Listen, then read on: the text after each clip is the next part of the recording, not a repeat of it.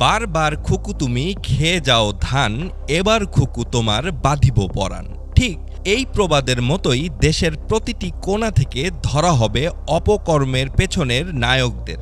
আর এটি বাস্তবায়নে স্বরাষ্ট্র মন্ত্রণালয় থেকে চালু করেছে অপারেশন ডেভিল হান্ট। দেশব্যাপী সন্ত্রাসবাদ দমন, আইন শৃঙ্খলা পরিস্থিতির উন্নতি করা এবং অপরাধীদের আইনের আওতায় নিতে সারা দেশে শুরু করা হয় অপারেশন ডেভিল হান্ট নামে এক বিশেষ অভিযান। বিশেষ করে গাজীপুরের সাম্প্রতিক সহিংস ঘটনার পরিপ্রেক্ষিতে এই অভিযান পরিচালনার সিদ্ধান্ত নেওয়া হয়।